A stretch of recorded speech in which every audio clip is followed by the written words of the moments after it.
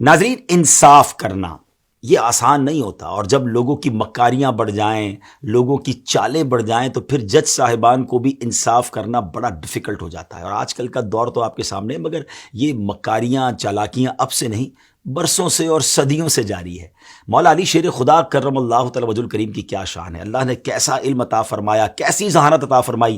آپ بعض اوقات ایسے فیصلے فرماتے تھے کہ عقلیں حیران ہو جاتی تھی۔ بڑے بڑے لوگ جب کسی فیصلے پر نہیں پہنچتے تھے تو باب المدینۃ العلم کے پاس جاتے تھے۔ اب وہی تو ہے نا جس کے بارے میں نبی پاک فرماتے کہ میں علم کا شہر ہوں اور علی اس کا دروازہ ہے۔ سبحان اللہ، اللہ نے کیا فراست عطا فرمائی۔ ایک بڑا دلچسپ واقعہ اور ایک ایسا فیصلہ مولا علی کا کہ جب بھی پڑھتے ایمان تازہ ہو جاتا ہے۔ ماجرا یہ تھا کہ دو دوست تھے، کہیں ٹریول پر جا رہے تھے، تو ایک خاتون کے پاس وہ آئے اور انہوں نے 100 دینار یعنی 100 سونے کی اشرفیاں ان خاتون کے پاس امانتاً رکھوائیں۔ ایک شرط یہ رکھی کہ جب تک ہم دونوں آپ کے پاس نہ آئیں تو آپ نے یہ کسی کو نہیں دینا ہے، ہم جب دونوں آپ کے پاس آئیں تو آپ نے ہمیں یہ امانت دینی ہے۔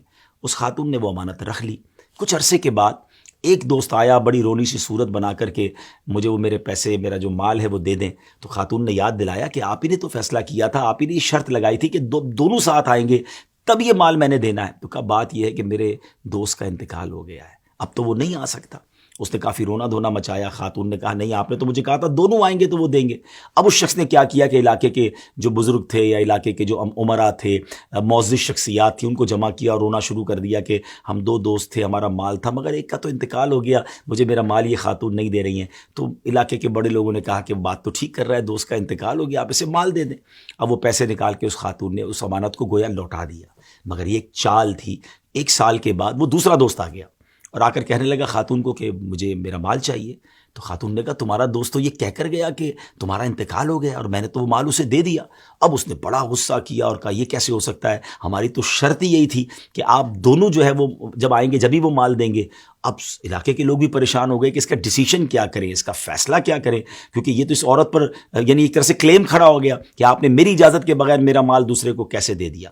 اب جناب یہ سارا معاملہ شیر خدا مولا علی کرم اللہ تعالی وجہ الکریم کی بارگاہ میں لایا گیا، اور جب مولا علی شیر خدا نے تمام واقعہ سنا تو سبحان اللہ، آپ نے جو فیصلہ سنا ہے نا، وہ کہتے ہیں نا بڑے لوگوں کی بڑی بات ہے، ایک لائن میں گویا مسئلہ آپ نے حل فرما دیا۔ آپ نے کہا ٹھیک ہے، آپ کی شرط تو یہ تھی نا کہ جب دونوں دوست آئیں گے تب پیسے چاہیے، آپ دوسرے کو لے آئیے، آپ کو آپ کا مال مل جائے گا۔